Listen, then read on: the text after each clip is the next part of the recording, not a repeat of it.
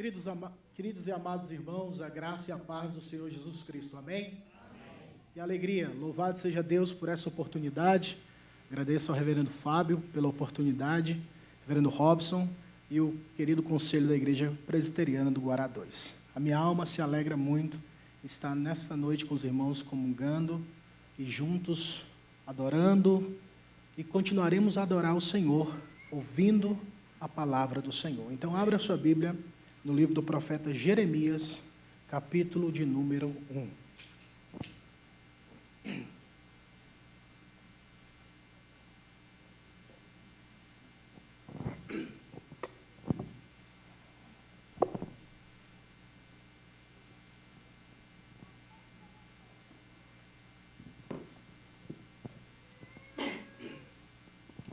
Livro do profeta Jeremias, capítulo 1. Eu convido encarecidamente que os irmãos fiquem de pé para que leiamos a palavra do Senhor. E peço que você me acompanhe a leitura que farei. Livro do profeta Jeremias, capítulo 1, versículo 1, que passo a ler. Palavras de Jeremias, filho de Ilquias, um dos sacerdotes que estavam em Anatote, na terra de Benjamim. A ele veio a palavra do Senhor nos dias de Josias, filho de Amon, rei de Judá, no 13º ano do seu reinado, e também nos dias de Jeoaquim, filho de Josias, rei de Judá, até o fim do ano 10º de Zedequias, filho de Josias, rei de Judá, e ainda até o 5º mês do exílio de Jerusalém. A mim me veio a palavra do Senhor dizendo: antes que eu te formasse no ventre materno, eu te conheci, e antes que saísses da madre, te consagrei, e te constituí profeta às nações. Então lhe disse eu: ah, Senhor Deus, eis que não sei falar, porque não passo de uma criança. Mas o Senhor me disse: não digas, não passo de uma criança, porque a todos a quem eu te enviar, irás, e tudo quanto eu te mandar, falarás. Não temas diante deles, porque eu sou contigo para te livrar, diz o Senhor. Depois estendeu o Senhor a mão, tocou-me na boca, e o Senhor me disse: eis que ponho na tua boca as minhas palavras. Olha que hoje te constituo sobre as nações e sobre os reinos, para arrancares e derribares, para destruíres e arruinares, e também para edificares e para plantares. Veio ainda a palavra do Senhor dizendo: que vês tu, Jeremias? Respondi: vejo uma vara de amendoeira. Disse-me o Senhor: vistes bem, porque eu velo sobre a minha palavra para a cumprir. Outra vez me veio a palavra do Senhor dizendo: que vês? Eu respondi: vejo uma panela ao fogo, cuja boca se inclina do norte. Disse-me o Senhor: do norte se derramará o mal sobre todos os habitantes da terra. Pois eis que convoco todas as tribos dos reinos do norte, diz o Senhor, e virão, e cada reino porá o seu trono à entrada das portas de Jerusalém, e contra todos os seus muros em redor e contra as cidades de Judá. Pronunciarei contra os moradores destas as minhas sentenças, por causa de toda a malícia deles, pois me deixaram a mim, e queimaram incenso a deuses estranhos, e adoraram as obras das suas próprias mãos. Tu, pois, cinge os lombos, dispõe-te e dize-lhes tudo o que eu te mandar. Não te espantes diante deles, para que eu não te infunda espanto na sua presença. Eis que hoje te ponho por cidade fortificada, por coluna de ferro e por muros de bronze, contra todo o país, contra os reis de Judá, contra os seus príncipes, contra os seus sacerdotes e contra o seu povo. Pelejarão contra ti, mas não prevalecerão, porque eu sou contigo, diz o Senhor, para te livrar. Oremos mais uma vez. Pai, mais uma vez aqui estou, rogando ao Senhor a tua graça e a tua misericórdia. Assim como o teu servo orou, eu oro ao Senhor. Tenha compaixão, Deus. Eu me lanço aos teus pés e me prostro diante da tua santidade, reconhecendo que sou pecador. Mas de forma atrevida, eu peço ao Senhor: usa-me para a glória do teu nome. E eu peço ao Senhor que o nome de Jesus Cristo, o teu santo Filho, ó Deus, seja conhecido, temido e respeitado no nosso meio. É a oração que faço a Ti, no nome do Senhor. Amém. Amém. Podeis assentar, queridos irmãos. Meus amados irmãos, o Antigo Testamento é um grande desafio. Toda vez que iniciamos uma leitura da Bíblia, iniciamos o livro do Gênesis, muitos são guerreiros e conseguem passar pelos patriarcas, mas quando chega no deserto, alguns morrem, né? E não continua a leitura. Então, é um grande desafio entendermos o contexto geral do Antigo Testamento. E aqui eu quero fazer uma conexão, partindo do período que houve a divisão dos reinos do norte e o reino do sul. Depois que Salomão morreu, seu filho Roboão, juntamente com outro conhecido como Jeroboão, devido a uma questão política, financeira, deu-se início à divisão dos reinos. E, de fato, não podemos simplesmente taxar que a divisão se deu por questões tributárias, mas a mão do Senhor estava operando naquele assunto. Então, Roboão ficou responsável pelo reino do sul, que incluía Judá e Benjamim. O reino do norte ficou dominado por Jeroboão, conhecido como reino de Israel, que eram as outras 10 tribos. Desse momento em diante, Jeroboão se entregou totalmente à idolatria. O reino de Israel, o reino do norte, se entregou completamente à idolatria. O reino do norte tivera 19 reis. Esses 19 reis, todos se corromperam diante do Senhor. Todos fizeram o que era mal perante os olhos do Senhor. Já o reino do sul, o Roboão, também teve 19 reis. Desses 19 reis, 8 fizeram a vontade de Deus. E um deles foi conhecido como o jovem Josias, que subiu ao trono com aproximadamente 8 anos de idade. Mas era um menino, mas um menino inclinado a conhecer o Senhor, seu Deus. E Jeremias foi contemporâneo de Josias. Aproximadamente 2 anos, 1 ano de diferença. Jeremias observou e viu o reavivamento que acontecera no período do rei Josias. E Ilquias, que foi um dos sacerdotes que descobriu o livro da lei e entregou ao rei Josias, não era pai de Jeremias, como o texto fala, era outro Ilquias. Josias, dominado pela verdade do Evangelho, conclama o povo a se voltar para Deus, porque Deus já destruíra o reino do norte através dos assírios. O reino do norte já não mais existia, porque todos foram levados para o cativeiro assírio. Então, Josias, vendo aquilo, ele teme ao Senhor. E para que não caiam no mesmo erro, ele conclama o povo para se arrepender e buscar ao Senhor. E graças ao bom Deus, a misericórdia alcançou a geração de Josias. Todavia, uma profetisa chamada Uda, ela profetizou dizendo que Deus se agradara de Josias. Todavia, Deus não estende a profecia para o povo, mas Deus fala: eu tenho me agradado de ti, porque tu humilhaste perante minha mão, se arrependeu, buscou a minha face. Sobre essa geração, enquanto o teu reinado estiver estabelecido, a minha ira não será derramada.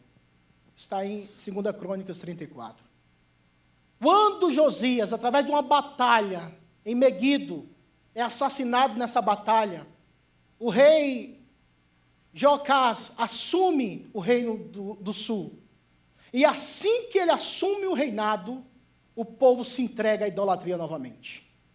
Isso traz alusão a uma realidade que o avivamento que acontecera através de Josias não alcançou a mais profunda alma da população. Parece que tinha sido algo muito superficial no meio do povo, dos sacerdotes, dos líderes. Josias era um homem devotado a Deus. Todavia o povo estava banhado pela idolatria, pelo adultério espiritual, pelas pragas e pelos costumes que os outros reis tinham estabelecido no reino do sul. E quando Josias morreu, o reavivamento morreu juntamente com ele. Porque não alcançou o âmago do povo, a alma, o coração, a mente. O povo ainda amava a idolatria, amava o paganismo, amava desobedecer à lei do Senhor. E é nesse contexto de total idolatria, onde sacerdotes, líderes, políticos, a nação como um todo, estão totalmente desvirtuados, desviados dos caminhos do Senhor. E é nesse período do caos que Deus levanta um homem chamado Jeremias. O nome Jeremias significa aquele a quem Jeová chama. E o texto ora lido apresenta-nos o chamado de Jeremias. E para esse período tenebroso, esse período triste da nação de Israel, Deus levanta um homem, não para trazer bênçãos, não para profetizar prosperidade, mas ele fora conhecido como o profeta do juízo, o profeta do exílio babilônico que viria. O castigo estava se aproximando. A mensagem de Jeremias era uma mensagem de arrependimento, de contrição, para que eles se submetessem à mão de Deus, ao julgamento de Deus pelos pecados ora cometidos. E é nessa vida, e é nessa pessoa que nós queremos aqui essa noite falar um pouco sobre o verdadeiro profeta, e eu vou me deter no versículo de número 4 e no versículo de número 5, sobre o verdadeiro profeta. O verdadeiro profeta, como diz o texto, ele é conhecido pelo Senhor. E é interessante observar que o sujeito que pratica a ação aqui é o próprio Deus dizendo, eu te conheci.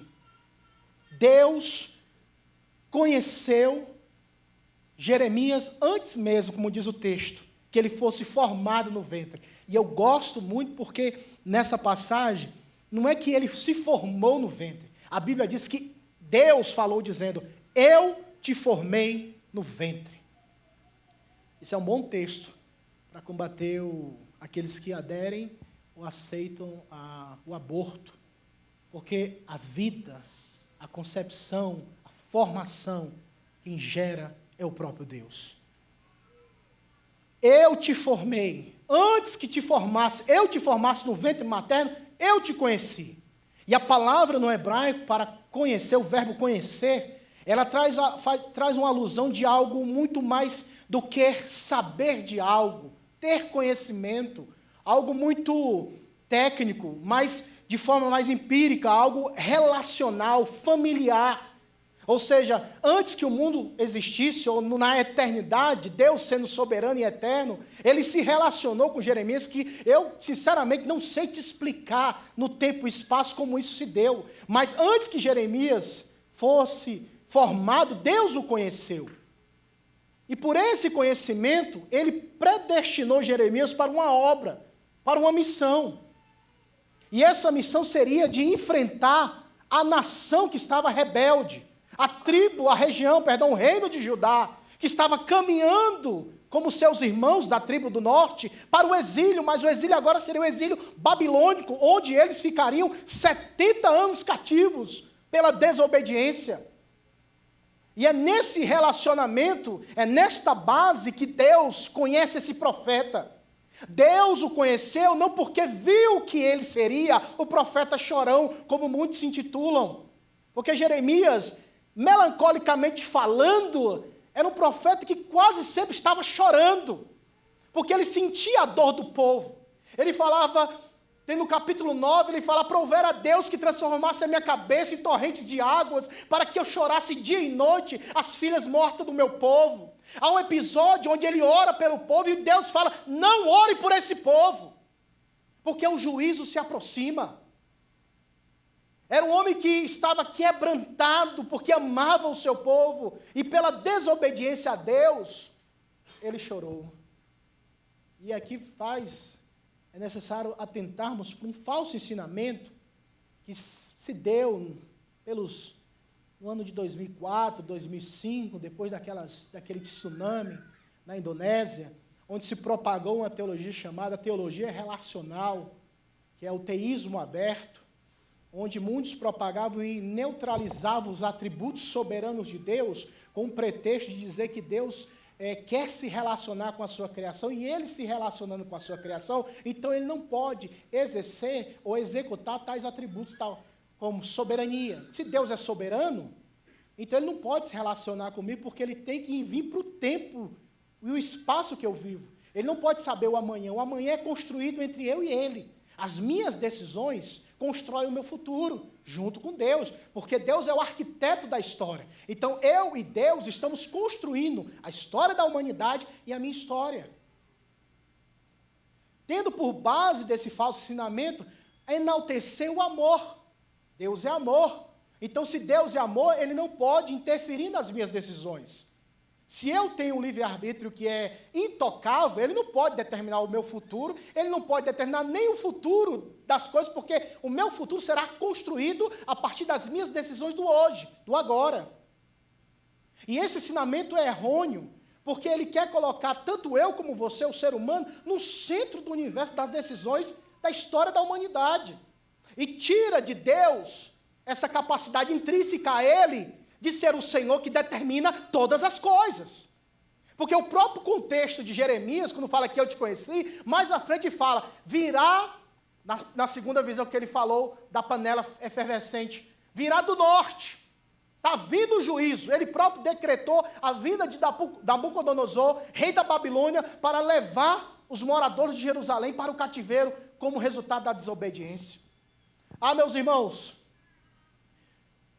ser conhecido pelo Senhor não é a base, como eu falei, desse falso ensinamento, que Deus viu que você seria um docinho de coco, seria uma pessoa formidável, uma pessoa linda, maravilhosa, e Deus se agradou dos teus olhos, do lápis que você passa, do alisamento permanente que você fez, desse seu sorriso de Facebook.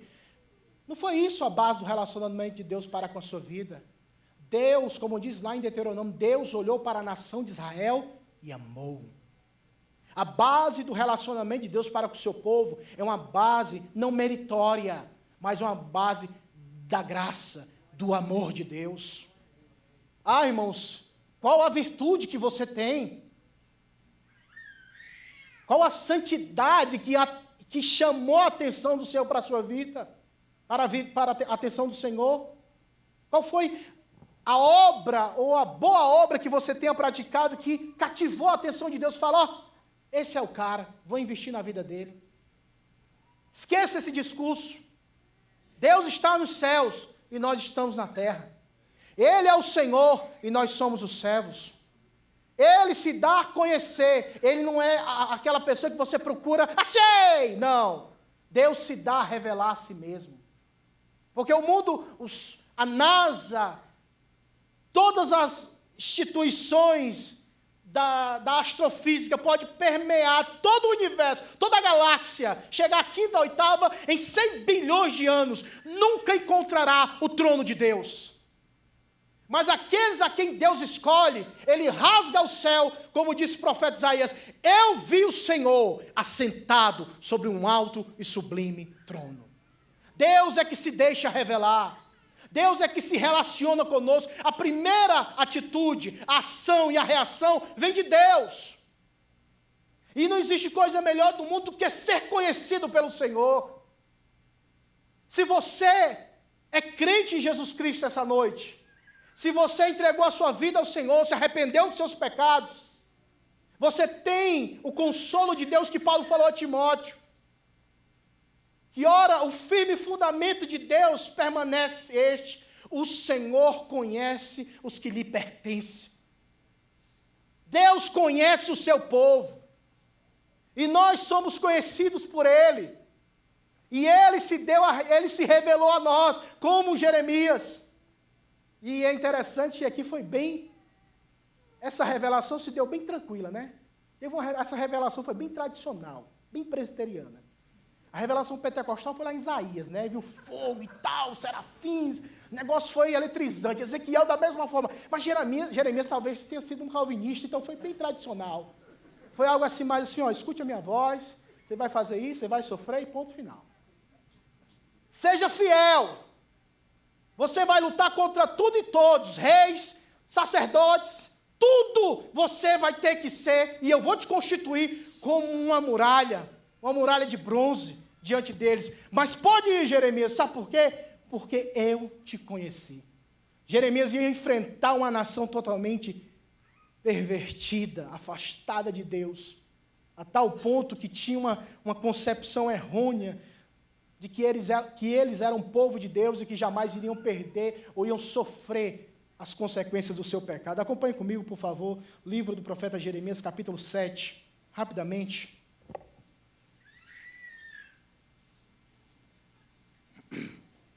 Acompanhe a leitura que farei, capítulo 7, versículo 1. Palavra que da parte do Senhor foi dita a Jeremias.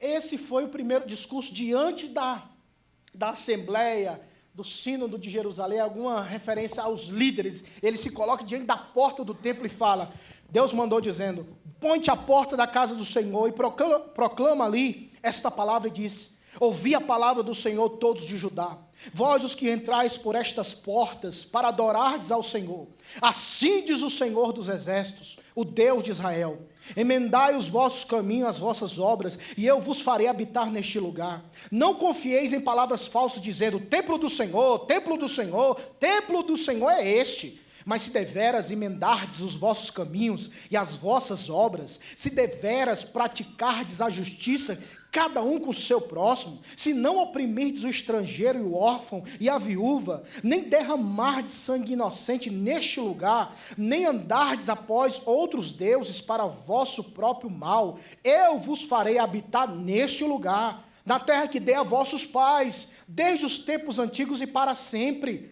Eis que vós confiais em palavras falsas, que para nada vos aproveitam. Que é isso? Furtais e matais, cometeis adultério e jurais falsamente, queimais incensos a Baal e andais após outros deuses que não conheceis, e depois vindes e vos pondes diante de mim nesta casa que se chama pelo meu nome e dizeis, estamos salvos. Sim, só para continuardes a praticar estas abominações? Será esta casa que se chama pelo meu nome um covil de salteadores aos vossos olhos? Eis que eu mesmo vi isto, diz o Senhor. Palavra dura, irmãos. Não se ouve nem um glória a Deus, né, agora? O negócio, imagine Jeremias, porque o ministério de Jeremias compreendeu-se praticamente em 40 anos, e provavelmente quase ninguém se converteu, porque ele fora chamado para ser o profeta do juízo, o profeta que Deus usara para trazer e anunciar à nação, o povo de Judá, que o juízo viria através do império babilônico. Ministério árduo, forte, duro. Mas, meus irmãos, graças ao bom Deus, que Jeremias conseguiu cumprir o seu propósito, porque ele fora conhecido pelo Senhor. E aqueles, como eu falei, que são crentes em Cristo, são conhecidos por Deus. Isso me traz alusão, me traz à mente, ao texto que está no livro de Romanos, capítulo 8, versículo 29, que diz, aos que de antemão conheceu, os predestinou. Deus conheceu o seu povo, tendo por referência a experiência de Jeremias, a igreja do Senhor, a igreja do Senhor é a igreja conhecida pelo próprio Deus, porque Deus, antes de todas as eras, Ele conheceu você, Ele se relacionou com você. Eu não sei como isso se dá ou se deu, eu sei que aconteceu, e eu creio, porque está escrito, Ele se relacionou conosco. Não tem como elaborar um plano cartesiano, teologicamente falando, para te dar mastigado como isso se deu. Eu só sei que aconteceu. Ele se relacionou conosco antes da eternidade, de criar o mundo e as coisas que nele existem. Deus se relacionou conosco e nos predestinou para sermos conforme a imagem de seu Filho, Jesus Cristo. Ser conhecido por Deus é o que vale, o que tem importância nessa vida. Você é conhecido por Deus? Deus te conhece? Você conhece o Senhor? O verdadeiro profeta é conhecido pelo Senhor. Outra realidade que o verso de número 5 nos ensina é que o profeta de verdade, ele é consagrado pelo Senhor. E a palavra no hebraico, que é a mesma palavra usada que Isaías usou para dizer santo, santo, santo, é o Senhor dos Exércitos, é para demonstrar que Jeremias seria separado para uma obra específica. E essa obra se daria nesse ministério de 40 anos, repreendendo reis, sacerdotes, a nação de Israel como um todo, vendo o seu povo sendo levado para a Babilônia, voltando para o Egito e de lá enviando cartas para os exilados, e muitas dessas repreendendo, mas também trazendo consolo. Essa consagração é a santidade de Deus que toca a nossa alma e o nosso coração. No verso de número 9, diz que Deus estendeu a mão e tocou nos lábios de Jeremias e falou: a minha palavra eu ponho na tua boca. Esse toque divino, esse toque santificador, muda tudo. Quem se lembra da mulher do fluxo de sangue? A pessoa de Cristo, e ela disse: se eu tocar nele. Quando ela tocou, a enfermidade fora expulsa, destruída. Porque de Deus, de Cristo, como ele disse, saiu virtude. Onde ele toca, onde Jesus toca, aquilo que é amaldiçoado é santificado. Por isso que quando Deus fala lá ao apóstolo Pedro, fala: não chames de imundo aquilo que Deus santificou.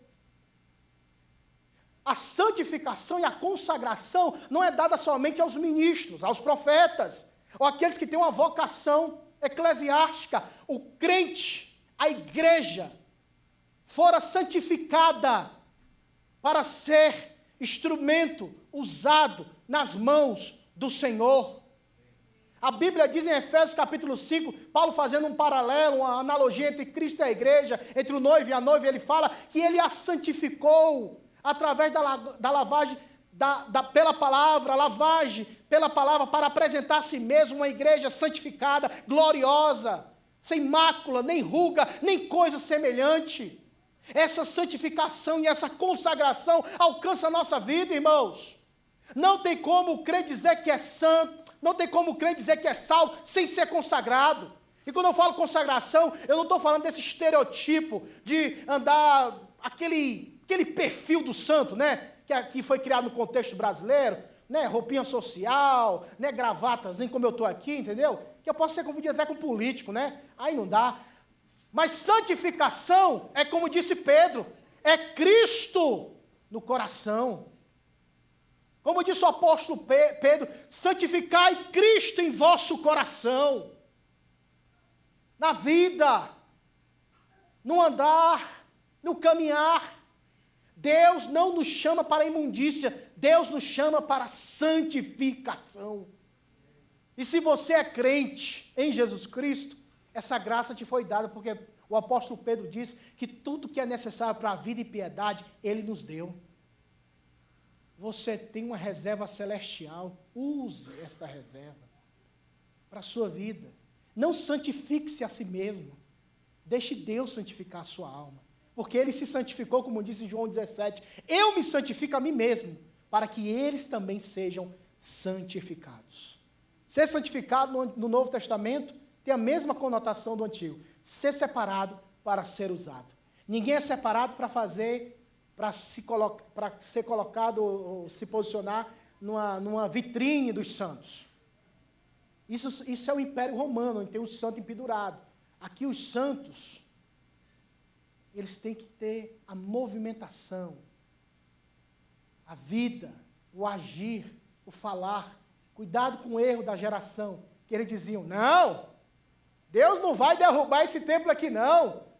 Ele derrubou lá o povo do Reino do Norte, porque Jeroboão consagrava os ídolos e colocou Samaria como capital da nação. E nossa capital é Jerusalém. Nós somos eleitos de Deus, somos predestinados do Senhor. Não, Jeremias, você está errado. Ninguém vai para a Babilônia não, porque Deus vai proteger a terra dele.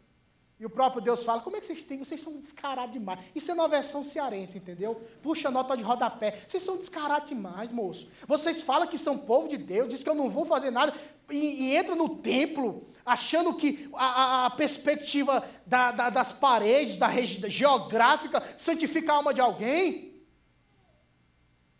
O problema do reino de Judá foi a desobediência. Que Deus nos guarde do coração endurecido.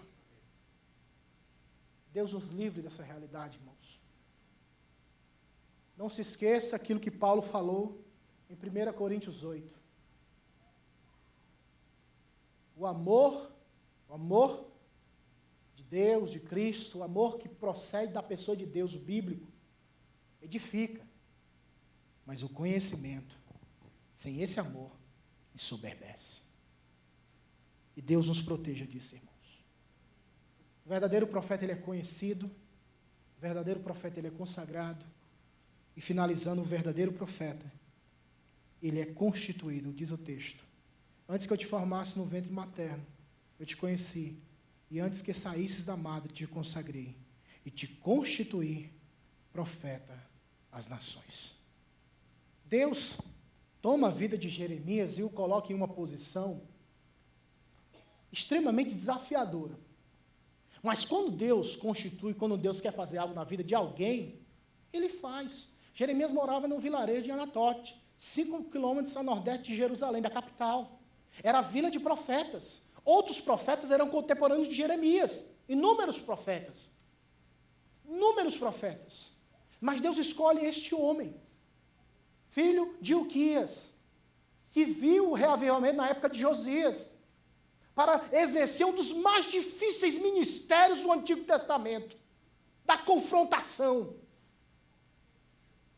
Mas ele fora constituído pelo próprio Deus para derrubar nações, reinos, líderes. E durante o seu ministério, ele sofreu um bocado. Jogaram o camarada dentro de um poço, uma cacimba, de um buraco, e deixaram ele lá, mofando na sujeira. Foi açoitado, agredido por outros profetas. Até a concorrência de profetas, dos falsos profetas contra ele era grande. Mas aquilo que Deus falara com Samuel, dizendo que nenhuma das palavras de Samuel cairia por terra, nenhuma das palavras de Jeremias caiu por terra.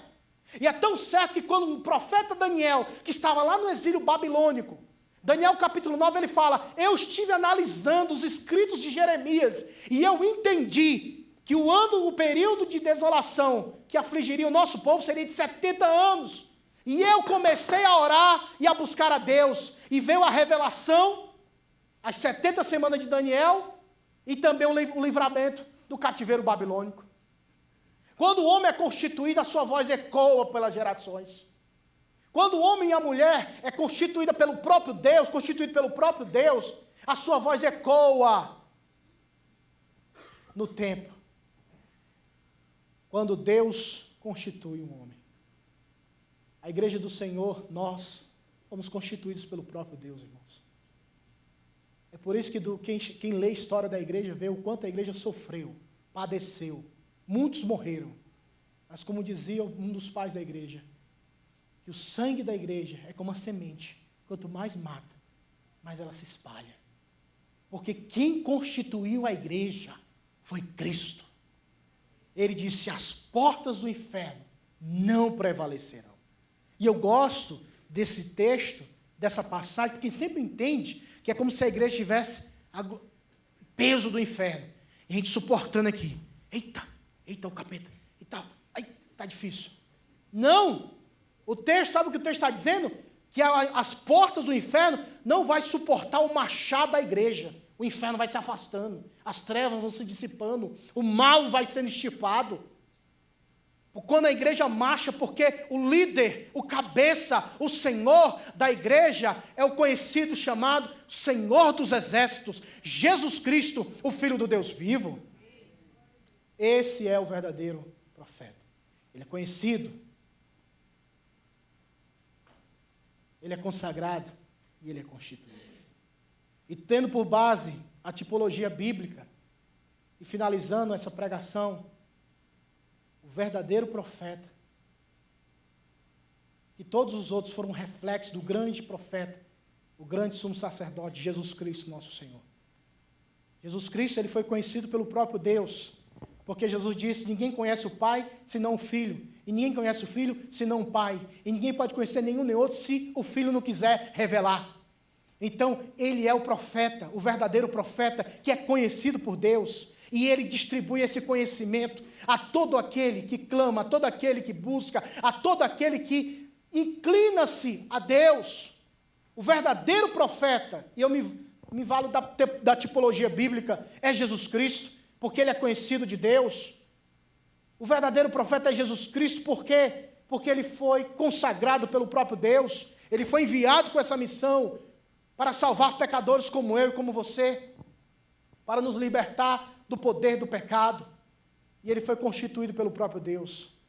E eu acho linda essa palavra, porque em Atos dos Apóstolos, quando Pedro estava pregando para Cornélio, lá no capítulo 10, versículo 42, Pedro fala que esse Jesus Cristo foi constituído pelo próprio Deus como o Senhor dos vivos e dos mortos. O verdadeiro profeta se chama Jesus Cristo, o Senhor da nossa vida. A nação de Israel, reunindo o reino do sul e o reino do norte, receberam o juízo de Deus pela desobediência. A nossa desobediência, os nossos pecados, o fruto, a consequência, o nosso verdadeiro profeta levou sobre si.